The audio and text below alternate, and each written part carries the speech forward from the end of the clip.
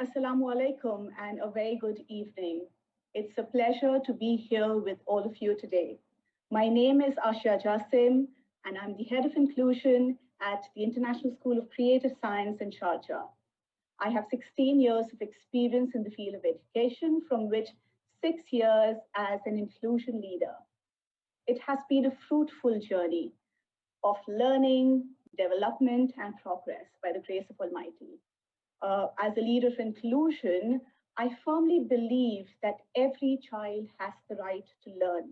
Every child has the right to be protected, to be safe and secure in any environment they're in, and also to be celebrated for their achievements.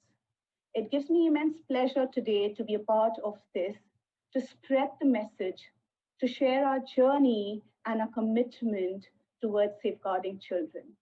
This is an important topic, and all parents, all leaders, everyone attending this will, inshallah, take away and benefit from this. So stay tuned. Next slide, please. Next one.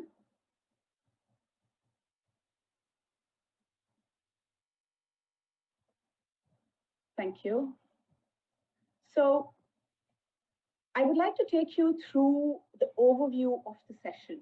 We will begin with the importance of e-safety. So we'll discuss why we need to talk about it, what measures and strategies to be employed to stay ahead of the curve, reflections on how it is everyone's responsibility, and a few national initiatives. Because as residents of UAE, it is important for us to know the series of preventive measures and solutions that UAE has adopted and designed, and all of these are designed around e-safety. All of these are designed around how to protect children from online risks at various levels. Next slide, please. Next one. Right, thank you. So what is e-safety and why is it important for us to talk about it? Like if I ask a student, the child would say and give me a brief answer that e-safety is being safe online, it's being safe on the internet. And if I ask an older one, he would say responsible use of technology. And that's correct. But how many of them would reflect on and talk to you about digital citizenship or the digital age? Now, we all, including children, are firmly a part of the digital age. We often use a wide range of devices inside and outside of schools, our workplaces, our homes. And what is worrisome here is the immersion of the young generation into the digital life. And that is what we are here to discuss about.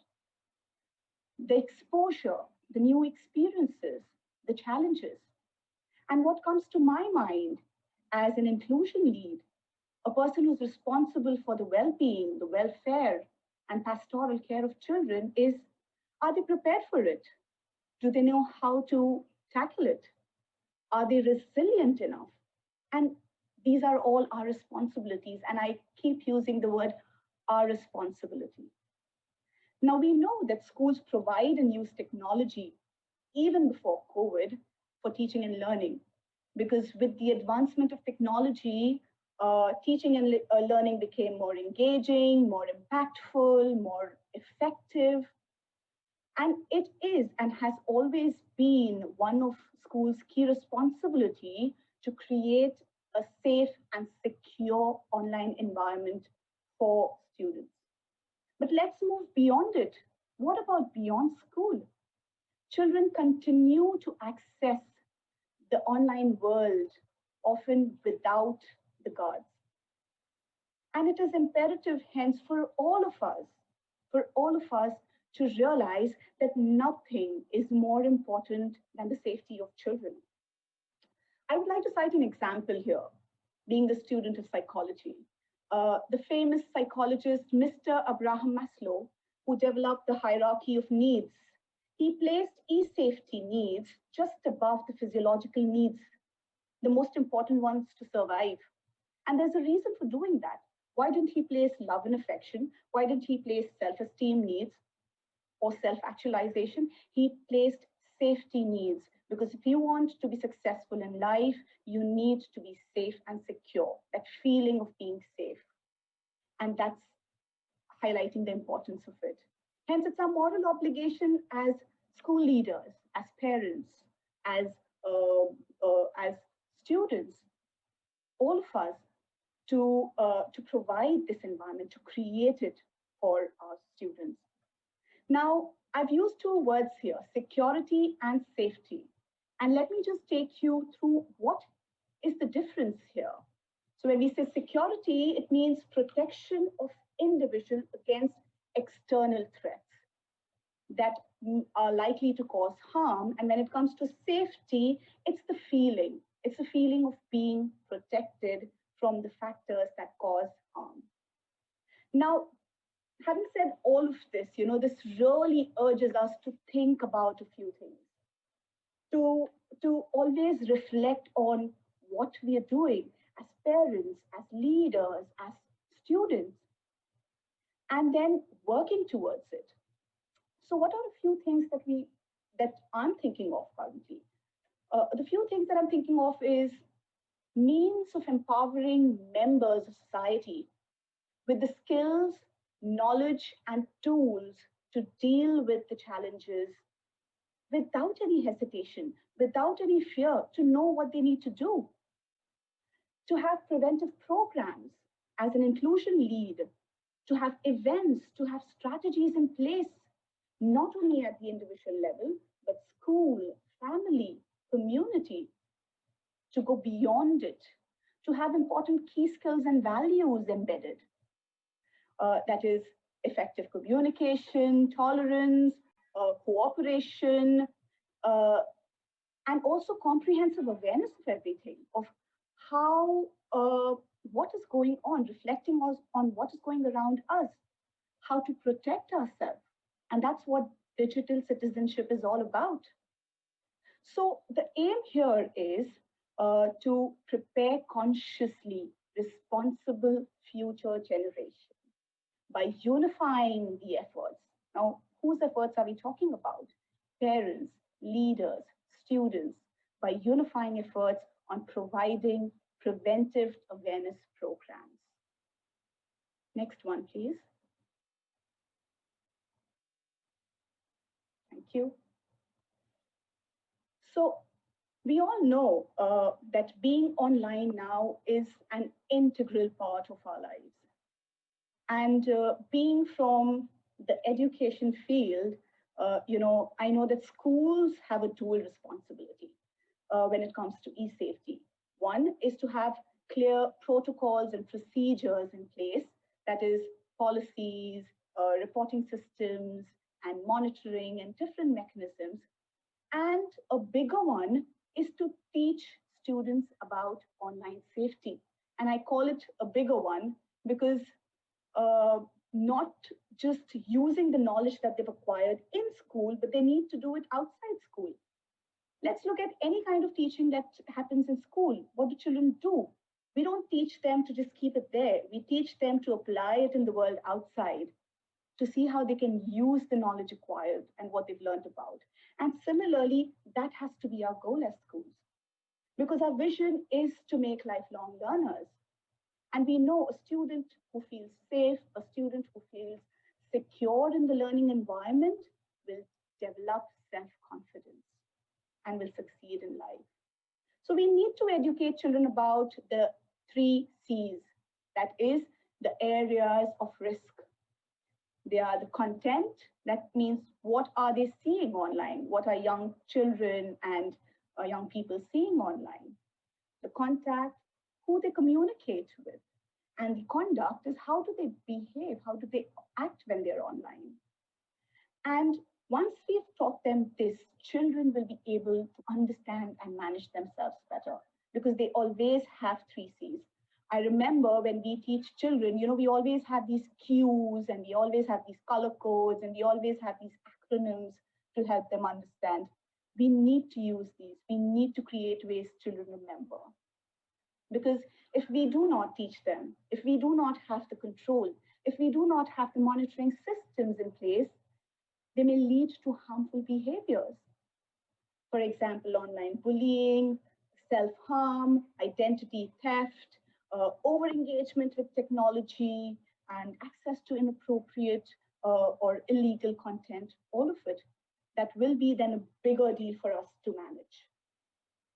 While I know a lot of schools already know that and are doing a lot of it, but we need to understand, since we have parents on this platform, we have school leaders, we have students on this platform.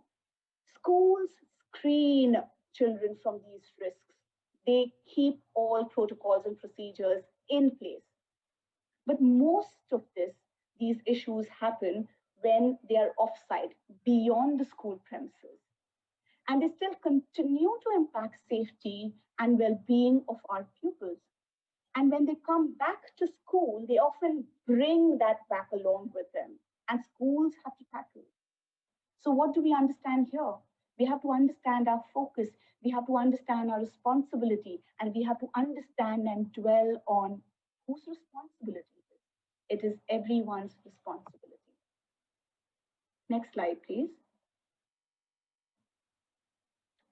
So, the next slide here I've put for everyone to reflect on. There are a few pictures that we've used with students, and uh, this is which will help us ponder over a few things. Now, if you let's go back in time, okay, 1 year ago, before March 2020, things were very different. Our lives were different, our relationships were different, schools were different, the way children studied was different, our workplace, the work that we did was different. And then came March 2020. It marked like a turning point. We started to adapt to fit into the new normal. 2020, that is the COVID era, many call it, there was a rapid spread of digital technology. And it got more accelerated throughout the 2021 year, which led to a pressing need for schools, workplaces, countries, you go beyond, all of them to adapt. It definitely did help. Digital technology definitely did help bridge the gap, especially in the education field. But here I would like to invite all attendees, school leaders, students, parents, uh, a few minutes to see the slide that's there through a different lens, through an eye on the future. What was the scene before COVID? So if you see BC there, that's before COVID. And what do we have during COVID? That's the DC there. And then comes after COVID, because we've also, along with all the difficulties, understood the pros, the positives of technology, and it's here to be with us. It's not going anywhere. So, how are we preparing ourselves? How are we preparing the next gen? And that is what we need to think about. We need to assess where we are. We need to see where we need to move towards. So, we I have a few questions listed and would want all of you to think and ponder, because sometimes a lot of questions help us reflect on where we are. I remember when we looked at the Akhtar framework as a team and we looked at the four elements and the four pillars, we sat and we had a list of questions listed down on both sides of the sheet. And that really helped us plan and devise next steps and what we'll do and the action plan. So there are questions that will help us ponder and evaluate what we've been doing. For example, for all leaders here, the question is, have we created e-safety policies and procedures? And if the answer is yes in your mind, the question is not yet over. So have we created e-safety policies and procedures that will help us mitigate risk and respond to concerns? And if the answer is still yes, good. But how are we measuring impact? And the most simplest way we found of measuring impact of any policy that has been created or any strategy that has been implemented is by asking our children. So on our morning routine, we just stop a child and ask, what would you do if you receive some content from an unknown person? And the answer that the child gives us helps us evaluate the impact of everything that we've put in place. So it's not just one student, but many students who are around us. The next one to ponder over is, have we ensured teachers have the knowledge to teach students about e safety? Do we review our e safety provisions on an ongoing basis? Do we think there's a requirement to do that? And did we support the primary caretakers, the parents, on by giving them helpful advice and resources? And the next one is for all parents, teachers, and school leaders. Did we create awareness and provide advice on using social media and live streaming? I mean, did parents sit with students, sit with their children, and talk to them about it, how things are going to change? So, pondering over these questions will help us think how ready we are for the future and what is our vision when it comes to e safety. And this is something that will help us stay ahead of the curve. Next slide, please.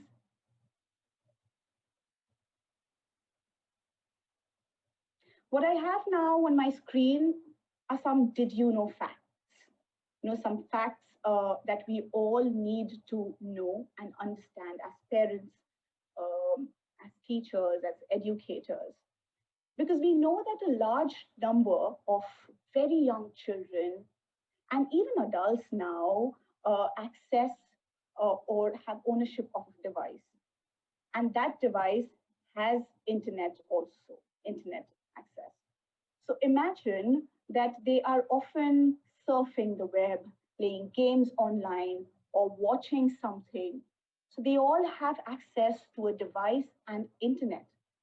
Now, if you look at these figures, a few of it can be quite overwhelming.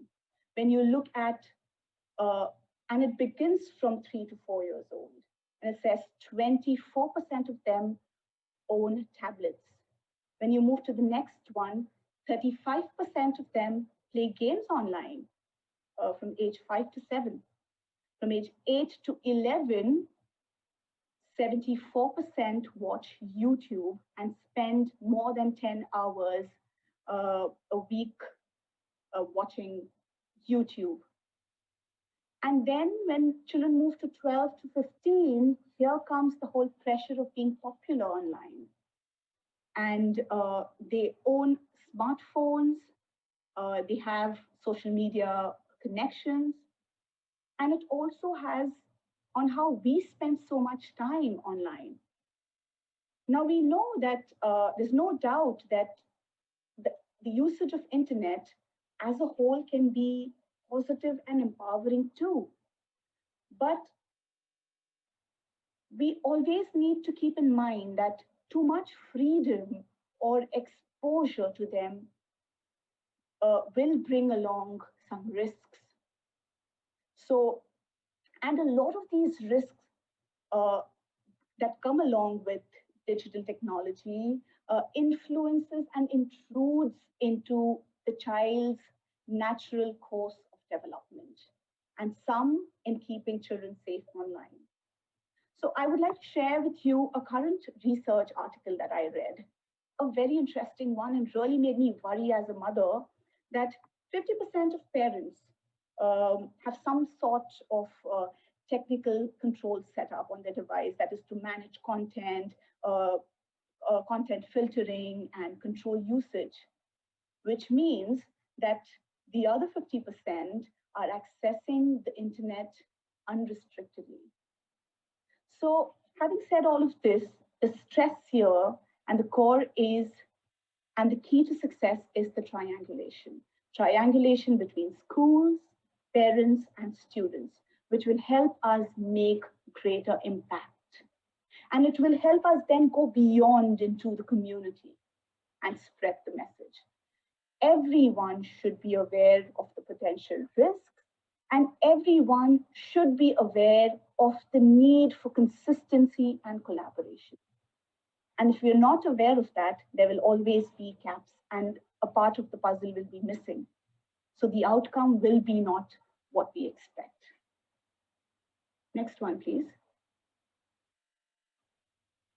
Now, this one here, we always speak about pros and cons. We always speak about positive and negative. This one is more focused on, I spoke to you about natural development. So it's more about brain health, benefits of digital technology, and potential harmful effects of excessive use of technology. We know that a lot of children these days heavily rely on internet for schoolwork, online gaming, and social networking. Although we know that it is a helpful tool, and I just told you that it helped bridge the gap. There are also many dangers which threaten the safety and well-being of children, and that's what we're discussing. And if you look at this slide, information from this slide is something that each one of us should know as educators, parents, and also students. Now, I have collected this from a lot of research work done along with scientific evidence. So if we go and research about it, you will get very good papers, detailed one written on how digital technology has had an impact on brain development, on health, and a lot of it. So good material to read. Now, we all know that digital technology use has a significant impact on brain development, on brain function and behavior, both negative and positive. We're looking at both negative and positive. Now, we need to remember, and if we have early years educators here or mums here with little children, that the first 5 years are the most crucial. And why do I say that? I say that because 90% of brain development happens in the first 5 years, birth to 5 years. The brain is the most flexible, more neuroplasticity is what we call. And 10% is later on with the experiences.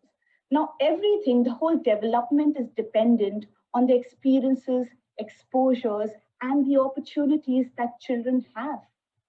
And early brain development has a lasting impact on the child's ability to learn and succeed, not just in school, but in life.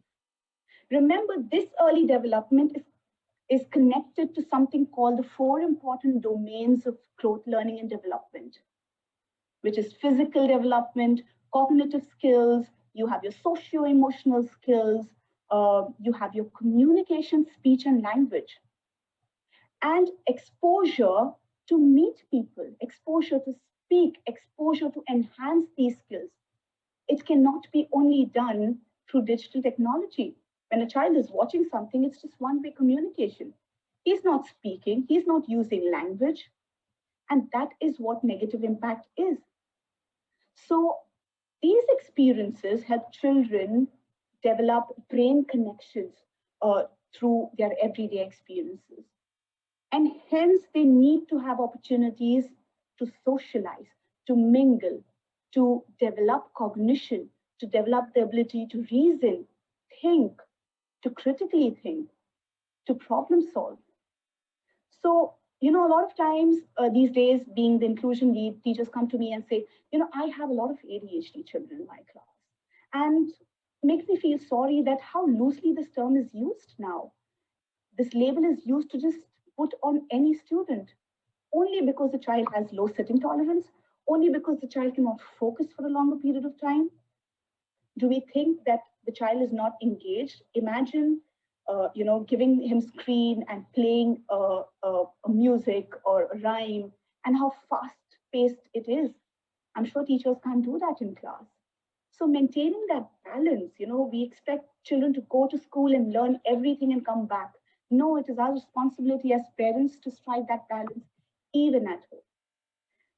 To highlight a few benefits, definitely I said that there are benefits. There are these different apps, and when you give research tasks to children, it helps improve memory. It helps, multitasking, enhance multitasking skills, fluid intelligence, other cognitive abilities too. However, the key here and the message here is to strike the balance. Next slide, please. A few more facts here related to UAE that will explain the whole emphasis on creating the balance. Um, our responsibility here is to always evaluate and develop strategies and ways to build resilience in children, to help them understand what to do and problem solve and create solutions and know how to react to situations. And then involve and inform everyone. That is what we need to do.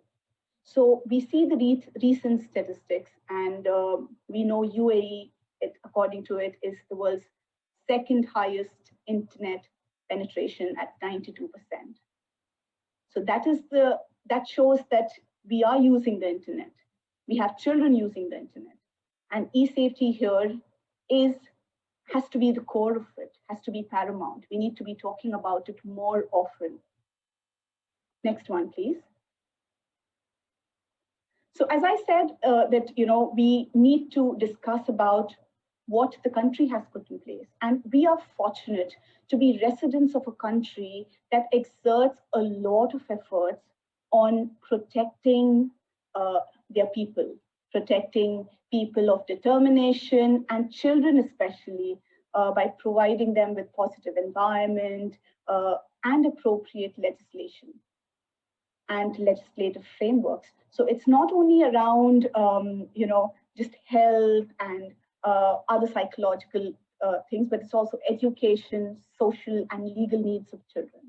So I've put here three that are specific to e-safety. That's the child rights, that's the Wadima's law. Law number 3, I'm sure all safeguarding leads here would know about it, which was launched in 2016, which guarantees the protection of children from all forms of exploitation and abuse.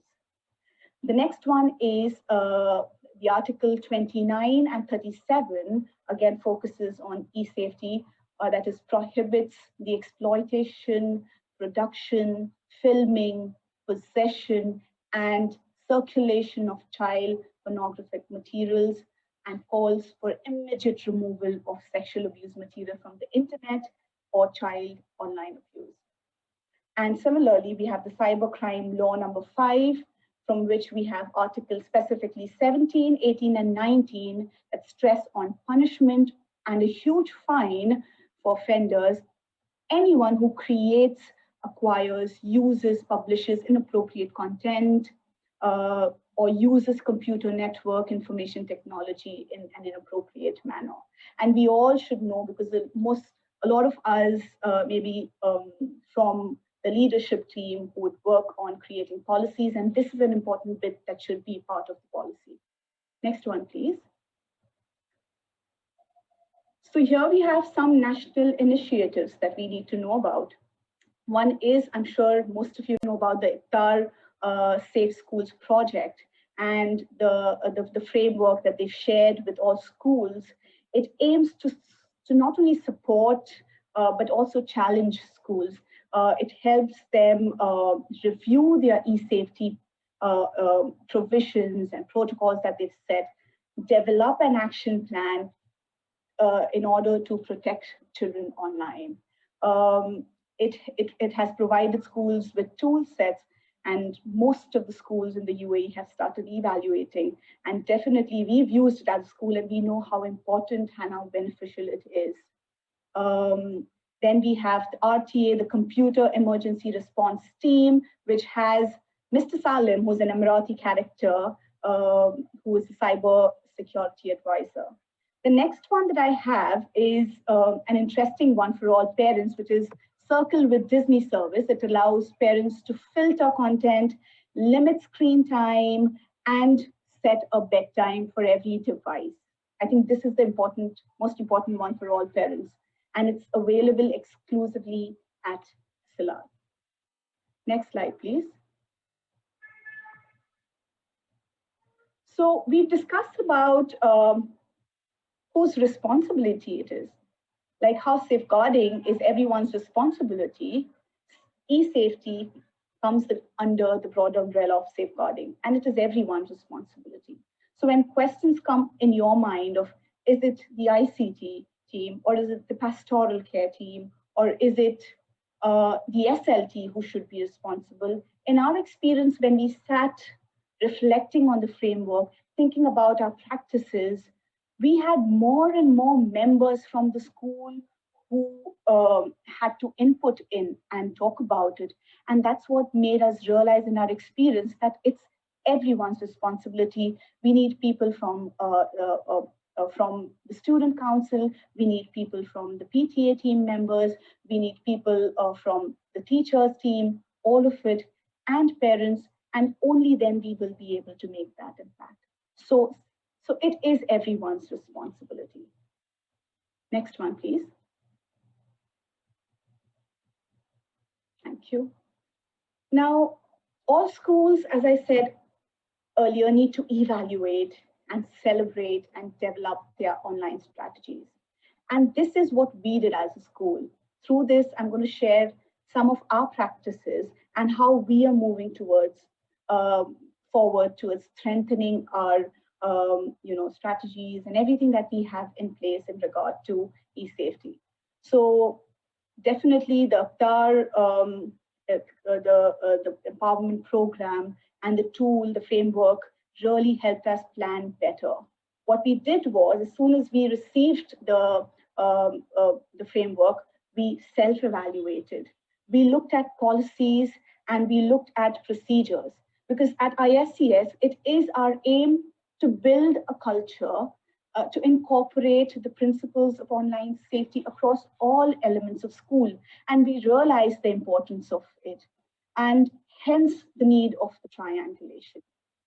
We know that e-safety is constantly changing, ever growing with the new norms and with how everything is changing. So regular reviews of the policies, keeping everyone involved was important. We also realized that it should be a part of our ethos, our vision, embedded into the curriculum, and everyone should be involved, everyone should know about it. Next slide, please.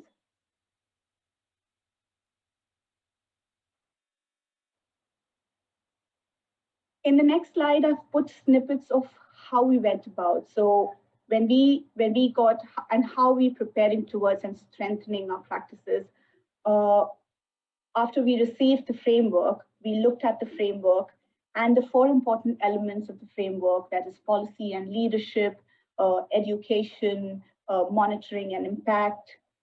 We looked at and we rag rated those, rag rated them to understand and collected evidence. So we collected evidence to know where we are.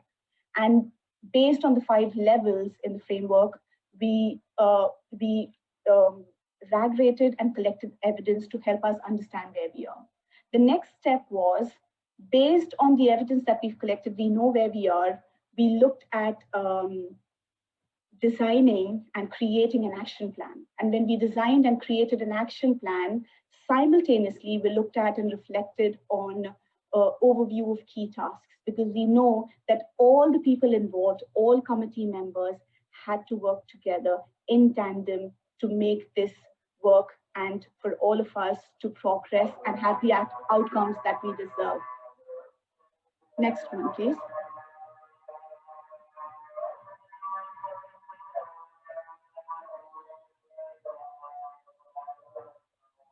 So we also then, previous one, please. We also included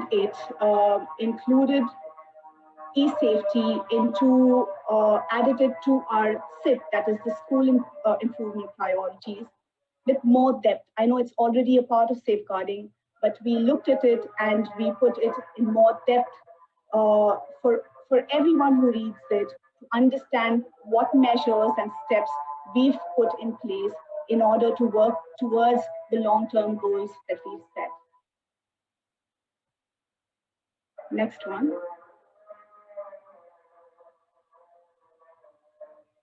So we started working towards the goals that we set. And here are some examples of how we looked at. We have few snippets of reflections from students.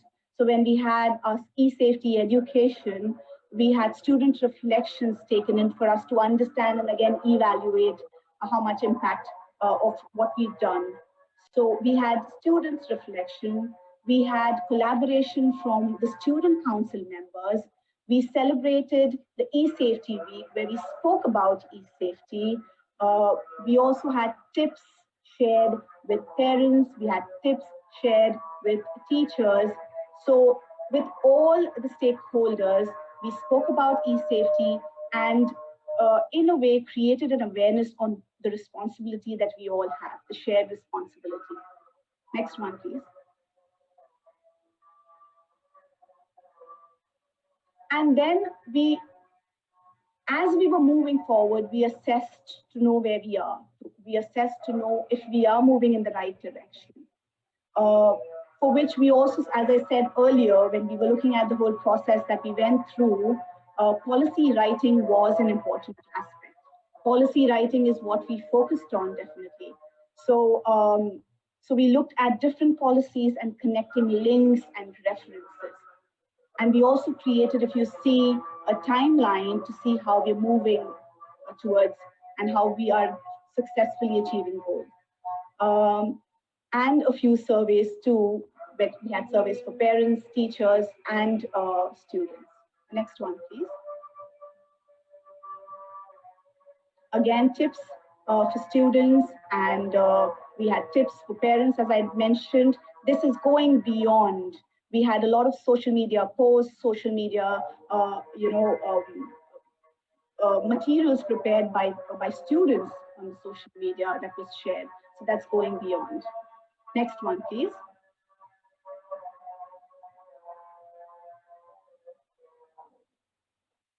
And a lot of trainings here on safeguarding for everyone.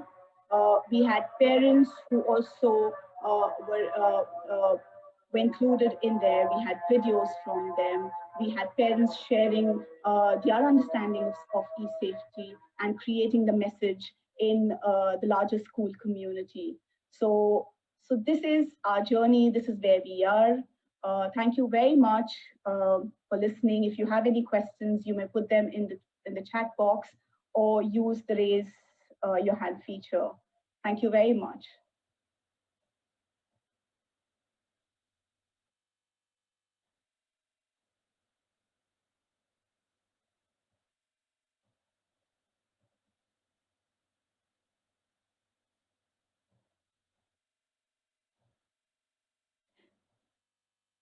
So we have a question. Do I have recommendations on apps that can help us as parents? And yes, I just shared with you the Circle with Disney app available on Etisalat, where you can, minimal, I think, charge. And that can help you control screen time. It can help you control usage, all of it. And as parents, I think more than having these set up, you can speak to your children regularly about the benefits, about the pros, cons, the impact of using digital technology.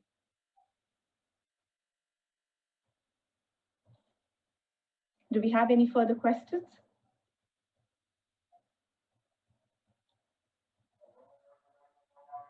Thank you very much.